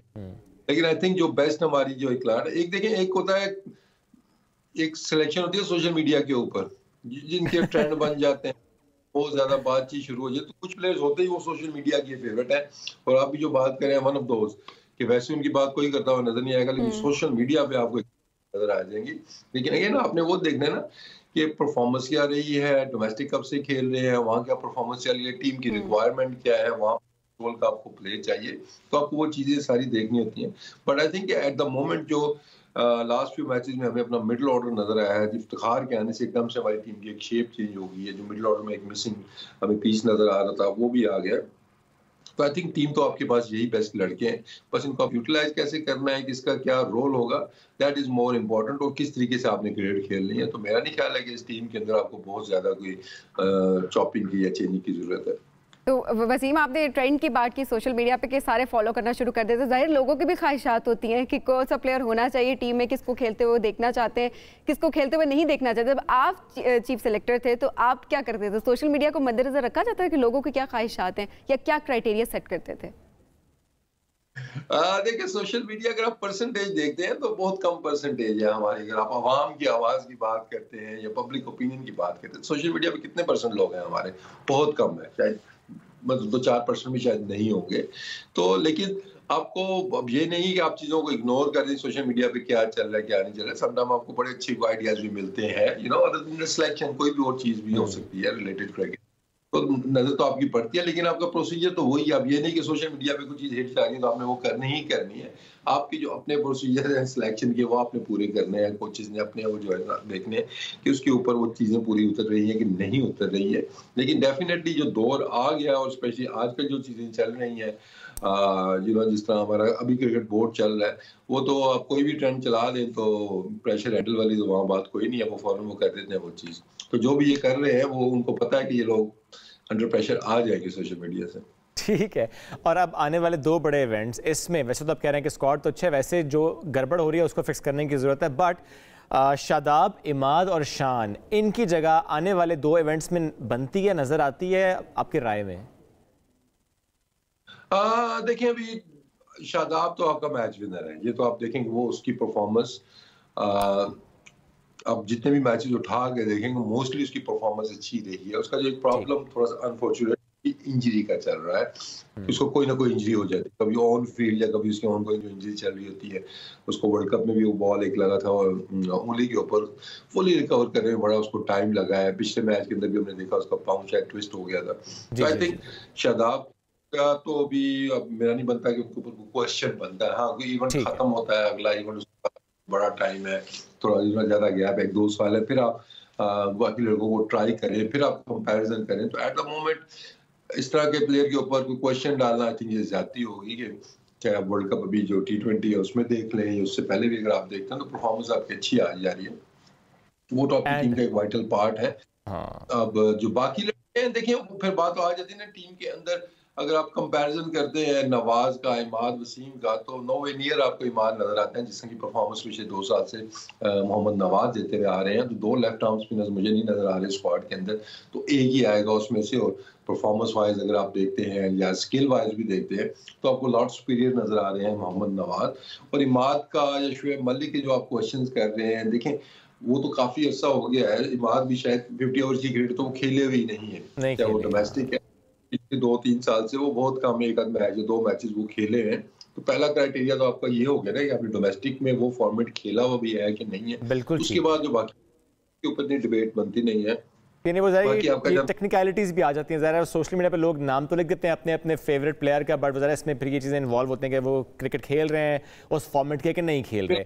और मिडिल ऑर्डर की जब हम बात करते हैं, इफ्तिखार आपने खुद भी जिक्र किया, ही इज़ इन फॉर्म, उनकी जगह तो लगता है पक्की है और बड़ा अच्छा चाचा ने जो है ना काम जमा के रखा हुआ है। आई होप के पक्की है, लेकिन अभी जो चीजें कुछ पीसीबी के अंदर चल रही है आपको कोई पता नहीं है मौके पे वो क्या कर रहे हैं। जहाँ पे बाबर आजम कैप्टन पक्का नहीं है, आपका मिडिल ऑर्डर कैसे पक्का हो सकता है? तो इनको थोड़ी सी अब क्लैरिटी होगी कि भाई अब ये खेल खेलना बंद करें। वसीम भाई, सियासत हो रही है? अब आई डोंट नो यार, मुझे वो समझ नहीं आती ना कि वो जब से आए हैं एक ही चीज है जी कि बाबर के ऊपर ही क्वेश्चन है। अब जब आप हर चीज में आप खुद इन्वॉल्व होंगे, वो तो बस नहीं चल रहा कि शायद चेयरमैन क्रिकेट बोर्ड या कोई और जो है वो टॉस करने भी खुद चले जाए। कि सिलेक्शन की आपकी प्रेस कॉन्फ्रेंस हो रही है, बीच में आपका चेयरमैन क्रिकेट बोर्ड बैठा हुआ है, कोच आपका बैठा हुआ है, चीफ सेलेक्टर बैठा हुआ है, बीच में आपका चेयरमैन क्रिकेट बोर्ड बैठा हुआ है। तो आप हर सेंटर ऑफ अटेंशन बनने की जब कोशिश करते हैं, तो शायद जब बाबर की बात होती है, जब उसका जिक्र होता है, तो ऑब्वियसली सारे कैमरे, सारा मुल्क उनकी तरफ, मतलब उसी बंदे की तरफ देखेगा। तो शायद उस वजह से भी कि वो बाबर का अगर हम देखेंगे आगे चल के या क्या होता है, या मीडिया में देखेंगे कैसा रिस्पॉन्स आएगा, हमें फॉर गॉड सेक आप इस तरह के कमेंट ऑन रिकॉर्ड कैसे दे सकते हैं जी कि जो वो मीडिया के लोग जब वो कोई उसके ऊपर इतराज करेंगे तो हम उसको उतार देंगे। तो ऐसा थोड़ा ही होता है, चीज़ों को आपको प्रोफेशनल तरीके से देखना चाहिए। और इसकी वजह सिर्फ यह है कि सेंटर ऑफ अट्रैक्शन रहना है, या इसकी वजह वो सियासत वाला मामला या पर्ची वाला मामला? जो कि देखें, पर्चियां तो आपके दौर में भी आती थी, वो अलग बात है आप उस पर अमल नहीं करते थे, लेकिन पर्चियां तो चलती हैं ना, आ भी रही होंगी। प्रेशर तो आते हैं आपके ऊपर, लेकिन बात फिर वो ये ना कि आप क्या मकसद क्या है आपको। तो प्रेशर हैंडल कैसे? शायद एंड ऑफ द डे यही बचता है कि थोड़ी सी अटेंशन मिल जाए, और तो शायद कोई इतना खास बचता नहीं होगा कि इतनी एफर्ट करके आए तो अटेंशन तो फिर लेनी बनती है उनकी ना, लेकिन किसी और तरीके से भी ले सकते हैं। ठीक है, बहुत शुक्रिया वसीम भाई। सुबह से आगे में एक ब्रेक की तरफ बढ़ेंगे, वापस आएंगे, साथ रहिए। खतरों के खिलाड़ी इनाम अहमद ग्रैंड प्री में टॉप 5 पोजीशन हासिल करने वाले पहले पाकिस्तानी कार रेसर बन चुके हैं, और ये एजाज गुज़श्ता हफ्ते अलबामा ग्रैंड प्री में 4थी पोजीशन हासिल करके अपने नाम उन्होंने किया। इस वक्त हमें ज्वाइन कर चुके हैं प्रोग्राम में। बहुत शुक्रिया नाम, आपने वक्त दिया। ज़ाहिर है एक एजाज़ आपके नाम है, और मैं ज़रूर जानना चाहूँगा सबसे पहले कि लोगों का रिस्पॉन्स कैसा है, किस तरह से वो आपको मुबारकबाद दे रहे हैं?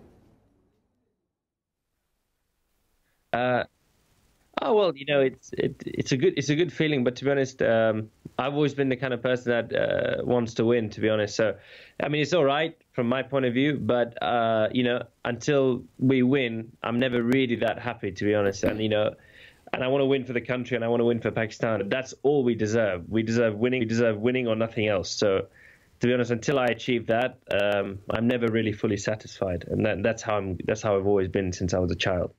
इनाम, पाकिस्तान से मुबारकबादें मौसूल हुई आपको? Yes, it's been very, very good. Everyone in Pakistan has been supporting me so much, and I really appreciate it. It really helps me a lot, honestly, because, you know, being the only Pakistani guy here racing, you know, sometimes you can feel very lonely.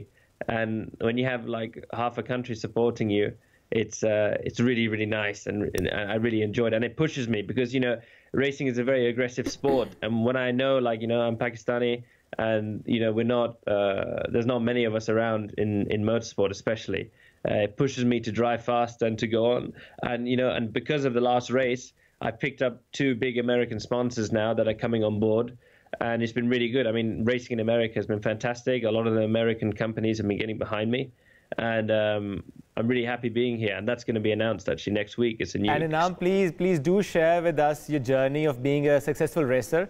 What challenges you have faced? Well, a lot. You know, a lot of people just see that, you know, oh, you got to racing, or you're there now and you're doing well, whatever. but they don't see I've been racing for 15, 16 years. I sacrificed my entire life to race. You know, I left home when I was 13. I had no parents to be with, nothing. You know, I lived by myself since 13 years old, living in Italy. Then I lived in New Zealand, then Japan, then now America. And then look, people laugh at me, oh, why can't you understand Urdu or speak Urdu that well? Because I left home. I mean, I'm never around my parents. I see my parents 1 week in the entire year. That's it, for the last 10 years, you know, since I was a small child. And those are the sacrifices you have to make. You know, if you want to get to the top of any sport, especially being Pakistani, none of us are in the sport like this. So there is no help, you know, there is no help. But it doesn't really matter, to be honest, because I've always been the kind of person that I don't really feel like I need to have anyone's help. I'll get the job done at all costs. So that's always how I've been. And that's what's made me, you know, that's why I won championship. That's why I've been a world champion, a Formula 3 champion. And now I'm here in America. Now my goal is to be the champion in America and to beat every American driver. So, you know, that's the goal while I'm here. Who is your idol in car racing? Yes, well, I don't have any idols in car racing because, to be honest, look, I want to be the best in the world. And if I want to be the best in the world, I have to beat every single driver I come across. So I don't really have an idol because, you know, I want to beat everyone that I have to race against. So I never believed in personally looking up to anyone because at the end of the day, they want to take my job, I want to take their job. That's always how motor racing is. And second of all, you know, what kind of inspired me when Lewis Hamilton won the F1 World Championship back in 2008, you know, seeing a colored person win inspired me to kind of give racing a try. And I tried go-karting in the UK at the time when I was younger, and I really liked it. And then, you know, I started racing, and then I was a British champion, and then I was world champion in go-karts when I was 14. And then after that, then I got to go to car racing. Then I did Formula 4, Formula 3, British Formula 3 champion, lived in Europe my whole life, racing all in Europe. You know, I was racing under Mercedes engine in Formula 3 at the time. And then now in America. So all right, and Inam, practice is something that makes you perfect. So what's your routine? I mean, the practice sessions. I train about twice a day, but Okay. to be honest, that's not like the hard part. I mean, the thing that's the hard part, but the part I enjoy the most is entrepreneurship.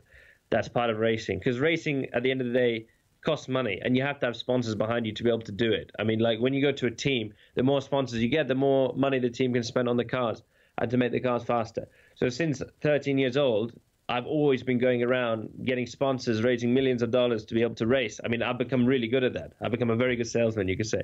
So, you know, now I've just picked up 2 American sponsors, for example, you know, and I had 2 sponsors from the UK as well. I'm very fortunate. I have a very famous American Asian businessman named Zakir Khan who's sponsoring me. And there's another company now that's going to be announced on Wednesday called Ship Sigma. They're getting behind me. They're another new sponsor. Ship Sigma is one of the leaders in logistics and shipping in the United States. They compete with DHL, fully blown American company. And they like the fact that a guy like me has come over to America, you know, as an immigrant, living the American dream, you know, started with nothing and then now exploding into America. And now, you know, all my races in America on primetime American TV, NBC, ESPN, Sky Sports in the UK, and it's really taken off. So I've had a really good life now, alhamdulillah, up until now, but there's been a lot of hard work and a lot of sacrifices and a lot of pain and suffering before that to be able to get to this level. But, you know, it's worth it in the end, so I couldn't complain. And what are your plans after this event, after this achievement? Now, the next Grand Prix is going to be in Indianapolis, which is next weekend. That's going to be a big, so that should be Detroit. And then it goes to California, and then a lot of places, Nashville, Toronto. There's a lot of races coming up. And then we finish in September. And then once finished in September, that's pretty much it for me. I might do a few races in another few categories, but then it's time I have a break. And when I have a break, I always go to Pakistan. So then November, December, I'll be in Karachi and Lahore again, more than likely. More Karachi probably than Lahore, but anyway, yeah. And now, where do you want to see yourself? I mean, any target you've set in car racing? My biggest target right now is to be IndyCar champion. IndyCar is the biggest racing series in the United States. You know, the best American drivers and world international drivers come to race in this series. My goal is to be the champion, to prove I'm the best. And then the only thing that's bigger than that is Formula One, you know. Then my goal would be to be the first Pakistani Formula One world champion, you know, and that's what I've been working for my whole life. And I'm only one step below it now. You know, the next thing other than this is Formula One. That's the only thing I can win after that. That's, you know, bigger than what I'm doing. So that's the target. And then we see, inshallah, I'll get there one way or another. I mean, I've been doing this for a long time, and I'm 23 now. I'm still very young, so it's a long way to go for me. And any plans for visiting Pakistan any soon?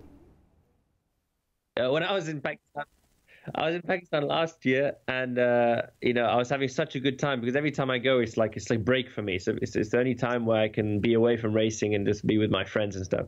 So usually, well, when I was here last year, I ended up being in Pakistan from September all the way through to December. So I was there for 4 months. But this time I'm a lot more busy this year. So probably I'm just going to be there for November, December. So probably for a month and a half, 2 months. So, you know, and then my first job on the list is going to go to eat Zaid Nahari in Karachi. And then, that, you know, that's my favorite food is Nahari. So that's the biggest thing I look forward to, because food outside of Pakistan is not very good. I don't like the food in America. It's not, you know, it's not very good. But, like, I miss our homey food, you know. That's why I'm coming back. You looked very foodie that you've planned for visiting Zaid Nahari whenever you visit Pakistan. Your name is Inam, but your identity is Pakistani. How do you feel when someone say, he's a Pakistani, has attained or achieved this particular thing? Well, yeah, you look, at the end of the day, why I love representing Pakistan, look, I was born in the UK, yeah? So if I wanted to have an easy life, I could have just been a British driver my whole life and been like, you know what, that's it. Life's easy, I can do whatever I want. But I represent British and Pakistan. I'm a British Pakistani racing driver. I have the flag of Pakistan on my car because, you know, I love where we come from and I respect what my ancestors had to fight for. At the end of the day, look, my grandparents, you know, they fought in the partition. They, you know, my father as well, you know, I always believe in respecting where you come from and your heritage. And I'm very proud to represent my heritage of being Pakistani. No, I'm not like full English at the end of the day. I was born there, but, you know, I eat Nahari, I do these things, I come to Pakistan, whatever. Okay, maybe my Urdu is not perfect, but so what? I don't really care. I mean, that's just how life goes sometimes. I've been away from home my whole life. But I'm proud to represent what we do. And I represent it because at the end of the day, you know, Pakistanis, we're very brave and we're very good at a lot of things. And motorsport is a very good sport for Pakistanis because motorsport is all about bravery and about courage, which is something that Pakistanis are, I believe, we're the bravest people in the world. So that's why I'm proud to represent the flag. Inam, what message would you like to give to all the Pakistani car racers who are watching you right now? Yes, unfortunately in Pakistan there's not really world-class facilities available for racing yet. All I would say to the people that want to work on those things is you got to have a lot of perseverance and you got to take risks at the end of the day. You know, you have to. I left the comfort of my mother and father at a very young age. At the end of the day, and even though my mother and my father never wanted me to leave, and my mother was crying every day that, you know, you're leaving home. I was 13 years old when I left home. You know what I mean? So, but I was very strong-willed that this is what I want to do, and I'm going to take the risk. And if I fail, I fail, but I don't really care. I failed thousands of times. Even when I failed, you know, I've lost many championships as well. I've been burnt out. I've been crashed. I've been injured. Loads of things happen, but I still don't really care. You know, I'm here to be a champion. I'm here to be the best in the world.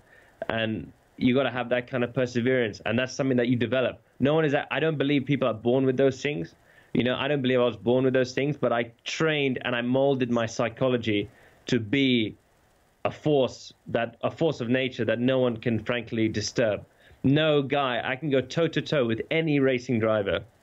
I don't care who he is, where he comes from. I'll go toe to toe with him and I'll find a way to beat him at all costs. And they can't mess with me psychologically. So I don't really care, you know, and that's the kind of psychologically you got to have. You know, some Pakistanis I see when they go to the Western countries, they say, oh, wow, everyone in the West is amazing. No, I don't really care. I came here to America. I came here to beat every single American, every single driver I come across. I don't really care what they think, and I will do it at all costs. So I always had that self-belief and confidence. Self-belief and confidence is the most important thing. Most important thing. I never let anyone tell me I'm not good at what I do. So I've had that since I was a kid. So that's what the advice I give you. Thank you so much इनाम for joining us today. एक break की तरफ बढ़ेंगे नाजरीन, वापस आएंगे, साथ रहिए। वेलकम बैक जी। सुबह से आगे मैं आपको कहेंगे खुश आमदीद। अब ज़रा बात करते हैं बॉडी शेमिंग की। बॉडी शेमिंग की अगर हम बात करें तो बहुत सारे लोगों को इस टर्म का पता नहीं होता, वो तो इस टर्म से वाकिफ़ भी नहीं होते, क्योंकि जब उनसे बात की जाए कि आप ये बात क्यों कह रहे हैं तो वो कहते हैं हम तो मजाक कर रहे थे। अब ये फ़र्क के मजाक करना और मजाक उड़ाना, ये इसमें फ़र्क क्या है और इसका असर दूसरे शख्स पे क्या हो सकता है? आपके लिए वो मजाक था लेकिन किसी की पूरी ज़िंदगी तबाह हो गई, उसकी पर्सनालिटी शैटर हो गई। ये बॉडी शेमिंग बहुत सीरियस कंसर्न है। आज इसी पर हम बात करेंगे। साइकोलॉजिस्ट वजिया ज़फ़र ने हमें ज्वाइन किया। अस्सलाम वालेकुम जी, कैसी हैं आप? वालेकुम सलाम, अल्हम्दुलिल्लाह। बॉडी शेमिंग बढ़ गई है या आगाही आई है? बॉडी शेमिंग बढ़ भी गई है और आगाही भी आई है। बढ़ इस सेंस पे गई है कि ब्यूटी स्टैंडर्ड्स बहुत चेंज हो चुके हैं हमारे और टॉक्सिक लेवल तक हो चुके हैं। और मैं इसमें थोड़ा एडिशन करूँगी कि बॉडी शेमिंग जो है घर से स्टार्ट होती है। आप देखिए बच्चे को बचपन से ही आप कहने लग जाते हैं मोटे हो गए हो, कम खाओ, या हाइट के ऊपर कहने लग जाते हैं। बच्चों का आपस में कंपैरिजन स्टार्ट करते हैं। फिर इसी तरह से घर में अगर फेवरेटिज्म है तो उसमें भी बहुत ज़्यादा बुली किया जाता है। तो मैंने ज़्यादातर ये नोट किया कि घर में जो है ना बॉडी शेमिंग स्टार्ट होती है। इंटेंशन नहीं होती, इंटेंशन नहीं होती, एग्जैक्टली। इसी तरह जो आपने कहा कि मजाक कर रहे होते हैं तो उनकी भी इंटेंशन नहीं होती, लेकिन मजाक में वो इतना अनइंटेंशनली इतना डैमेज कर देते हैं इंसान का। और इम्पॉर्टेंट चीज़ ये है कि जो कर रहे होते हैं बुली, वो खुद बहुत वीक होते हैं। आप अगर देखिए उनको जवाब दिया जाए, अगर बच्चे उनको कोई आंसर कर दें तो वो कहते बड़े बदतमीज़ हो गए हो। अमूमन जो लोग बुली कर रहे होते हैं या बॉडी शेमिंग कर रहे होते हैं, आप रिसर्च पे भी इस पे देखें या बीइंग अ प्रोफेशनल मैंने नोट किया है कि वो खुद बहुत वीक होते हैं। वो खुद बहुत सेल्फ क्रिटिसाइज करते होते हैं और उस चीज़ को कवर करने के लिए व्हाट दे डू कि वो दूसरों को बुली करके या इस तरह करके वो खुश होते हैं। अब मैं यहाँ पे एडिशन करूँगी कि पेरेंट्स, अब पेरेंट्स कभी भी जानबूझ के अपने बच्चे का बुरा नहीं सोचते, लेकिन वो भी तो इंसान है, उनकी अपनी भी पर्सनालिटी की वीकनेसेस हैं। मैं एक चीज़ हमेशा मेंशन करती हूँ कि ये आपकी रिस्पॉन्सिबिलिटी है कि आप अपनी वीकनेसेस को शिफ्ट ना करें अपने बच्चों में। अब आप जानबूझ के डैमेज नहीं करते, लेकिन डैमेज तो हो रहा है, इंटेंशनली हो रहा होता है। Exactly. लेकिन यहाँ पर अब फर्क कैसे किया जाएगा जी? क्योंकि अगर मैं किसी से बात कर रही हूँ तो मेरे उसके साथ शायद फ्रैंकनेस लेवल इतना है कि मैं किसी भी चीज़ पे कमेंट कर दूंगी और मुझे पता भी नहीं चलेगा, लेकिन दूसरा इंसान हर्ट होगा अनटिल एंड अनलेस वो मुझे कम्युनिकेट नहीं करेगा ये बात। खुद इंसान ये फर्क कैसे कर सकता है? देखिए, एक तो ये कि आप जब भी हम बात कर रहे होते हैं ना, हमें कुछ स्टैंडर्ड्स का पता होता है कि अगर हम किसी से एकदम, फॉर एग्जाम्पल मैं आप थोड़ी सी एग्जाम्पल कोड कर देती हूँ। एक टाइम पे मैंने वेट गेन बहुत ज़्यादा किया और मैं एक वेडिंग पे गई तो मेरी कज़न आई और उस कज़न का अपना एक पॉइंट पे बहुत वेट रहा था। अब उसने आते कहा कि वजिया इतना वेट कर लिया, गेन कर लिया, और फिर एकदम से उसने अपनी उस बात पे सॉरी कह दिया। वो क्यों रियलाइजेशन थी, क्योंकि वो उसने सेल्फ रिफ्लेक्शन काम किया, उसने रियलाइज किया और उस पर एकदम से उसने मुझसे अपोलोजाइज किया। द पॉइंट इज कि जब आप सेल्फ रिफ्लेक्ट करते हैं ये चीज़ें होती हैं, हम रैंडमली, मैं भी बोल देती होंगी, आप भी बोल देते होंगे। ये बहुत कॉमन है, शादी की तकरीब हो, किसी गैदरिंग में स्पेशली ख़वातीन को ज़्यादा फेस करना पड़ता है। और स्पेशली वो जो बच्चे के बाद अगर आपका वेट गेन हुआ है, बड़ी आसानी से कहते हैं इतना तुमने वजन बढ़ा लिया है, कम करो। ज़ाहिर है वो कोशिश कर रही होगी, हेल्थ पहले है ना उसके लिए, हेल्थ पहले है। ये जो जुमला आता है ये कितना डैमेजिंग होता है उस माँ के लिए। मैं लफ्ज़ माँ इस्तेमाल करूँगा यहाँ पे। देखिए, सेल्फ इस्टीम पूरी, आप देखिए आपकी सेल्फ इस्टीम कॉन्फिडेंस से आपको सोसाइटी में मूव ऑन करना सिखाता है। डिप्रेशन, एंजाइटी, ईटिंग डिसऑर्डर्स, इतने ज़्यादा मसले शुरू हो जाते हैं और ईटिंग डिसऑर्डर्स के इतने केसेस आते हैं। कभी भी अपने आप को पसंद ही नहीं करते लोग जब इनकी सेल्फ स्टीम लो हो जाती है। इसमें ईटिंग डिसऑर्डर में सिर्फ ये नहीं है कि आप कहते हैं इंसान टेंशन में बहुत ज़्यादा खाता है, बहुत सारे लोगों को जब कह दिया जाता है कि आप वेट गेन करें वो खाना पीना छोड़ देते हैं। एग्जैक्टली, इसीलिए मैंने यहाँ कोट किया है कि रैंडम कोई कह देगा ना आपको इतना दुख नहीं होगा, आपको रैंडम कोई कह देगा आप उसका पेन नहीं होगा, लेकिन आपके पेरेंट्स, आपकी खालाएं, फूफियाँ, आपकी घर के रिश्तेदार, आपको जब स्पेशली फीमेल ज़्यादा इस पर कोट करती हैं, जब वो ये कह देती हैं, यकीन करें मेरे पास इतनी क्लाइंट थी जैसे इसी ईटिंग डिसऑर्डर्स के ऊपर ही, और उसमें मेजोरिटी मतलब परफेक्ट बॉडी है। एक तो हम बात करें, चले हम कहते हैं कोई मोटा है, रंग की बात करें, पतले लोग, परफेक्ट बॉडी वाले लोग भी मेरे पास। अच्छा, अब यहाँ पर चीज़ आती है एक्सेप्टेंस की कि आप जिस तरह हैं, आप सबसे पहले अपने आप को उस तरह से एक्सेप्ट करें। Embrace yourself. Exactly. क्योंकि अभी अगर देखा जाए आप हर किसी को चुप नहीं करवा सकते, आप जितना मर्जी एजुकेट करने की कोशिश करें, हम यहाँ पर भी एजुकेट करें, लेकिन बहुत सारे लोग शायद ये प्रोग्राम नहीं देख रहे होंगे या उनकी अकल पे वो बात नहीं पड़ रही होती और वो अपने आप को नहीं बदलना चाहते, रिफ्लेक्ट नहीं करना चाह रहे होते। अब खुद को कैसे आप ये चीज़ समझाएं कि नहीं, किसी के कहने से कोई फर्क नहीं पड़ेगा, आप जो हैं जैसे भी हैं बहुत अच्छे। सबसे ज़्यादा इंपॉर्टेंट चीज़ ये है कि सेल्फ क्रिटिसिज्म छोड़ें। हम हर वक्त अपने आप को परफेक्ट रखने के चक्कर में होते हैं, चाहे कोई काम कर रहे हो उसमें हमें एक्सेप्टेंस नहीं आती है, हम रिजेक्शन नहीं ले पाते, हम इतना क्रिटिसिज्म करते हैं कि जो हम काम कर भी रहे होते हैं ना उसमें भी हम खुश नहीं होते। तो वो फिर आप देखिए ज़्यादातर लोग जो सेल्फ एक्सेप्टेंस नहीं रखते वो खुश नहीं होते। और मैंने कहीं अब तो मैंने देखा इस पर अवेयरनेस इतनी आ गई है, मैंने देखा है कि कुछ लोग अपने मोस्टली लोग भी अब हम देख रहे हैं मीडिया के ऊपर भी कि वो इस चीज़ को हाईलाइट कर रहे हैं कि I am accepting my self the way I am. और इट्स अ ब्यूटी, ये बहुत बड़ी चीज़ है। देखिए अगर आप परफेक्ट हैं तो फिर एक्सेप्ट कर रहे हैं वो एक अलग बात है, लेकिन फ्लॉज लाइफ का हिस्सा हैं। स्किन के इश्यूज रहेंगे, आपकी बॉडी कभी भी परफेक्ट नहीं रह सकती। जैसे आप फिजिकली हेल्दी नहीं रह सकते ऑल द टाइम, स्किन भी आपकी ऑल द टाइम हेल्दी नहीं रह सकती। इंसान यही चीज़ आपको इंसान बनाती हैं, एक नॉर्मल इंसान। आप जाकर कोई ट्रीटमेंट्स ना करवा रहे हो या बहुत ज़्यादा पैसे ना लगा रहे हो, आप टीवी बहुत ना देख रहे हो, इंस्टाग्राम बहुत फॉलो ना कर रहे हो, आप इन्फ्लुएंसर्स को ना देख रहे हो, कि लाइफस्टाइल को ना देख रहे हो, वो नुकसान पहुंचाया ना उसने कि आप उसमें ज़रा अपने वहाँ पे सेट कर दिए है, पैरामीटर्स वहाँ पे सेट हो गए हैं, इसकी वजह से नुकसान। स्क्रीन पे भी इतने फिल्टर्स हैं, आपको नहीं पता जो मेकअप हुआ है उसके पीछे स्किन के कितने इश्यूज हैं, आपको नहीं पता हेल्थ के कितने इश्यूज हैं। आजकल कितने सारे हेल्थ के इश्यूज आ रहे हैं, हेल्दी बहुत ज़्यादा वेट गेन है, हेल्थ परफेक्ट है, लेकिन बहुत परफेक्ट बॉडी है, हेल्थ के इश्यूज हैं। एक जुमला सिर्फ ये कि सिर्फ अगर आपके घर में ये आप शुरू कर दें कि आपने घर में सबसे पहले फिक्स करना है कि बॉडी शेमिंग नहीं, तो सारे मसले खासी हद तक हल हो सकते हैं। हाँ, मैं यहाँ पे ऐड करूँगी कि आप बचपन से अपने बच्चे को स्ट्रॉन्ग करना सिखाएं। हम तोड़ देते हैं बच्चे को शुरू से, तो बचपन से पेरेंटिंग में या पेरेंटिंग ना आपके घर के अंदर ही जो लोग हैं आप उनमें सेल्फ एक्सेप्टेंस डालें। और जो लोग देख रहे हैं कि इर्द गिर्द के लोगों को नहीं आप कंट्रोल कर सकते, आप फैमिली में भी एट टाइम्स हमको चेंज नहीं कर सकते, आप अपने अंदर ये हैबिट डेवलप करें। डोंट थिंक कि मैं लोगों को चेंज करूंगा तो मेरे अंदर कोई चेंज आएगा, इट्स इम्पॉसिबल। और इम्पॉर्टेंट चीज़ ये है कि आप एक्सेप्ट कर लें कि फ्लॉज जो है लाइफ का पार्ट है। And no one is perfect. Yes. Perfect. Thank you so much for joining us today जी। इसी के साथ आज के प्रोग्राम से इतना ही। अब इन सारी बातों को याद भी रखना है और अमल भी करना है हम सब ने एज एन इंडिविजुअल। दोबारा मुलाकात कल करेंगे। अल्लाह हाफिज।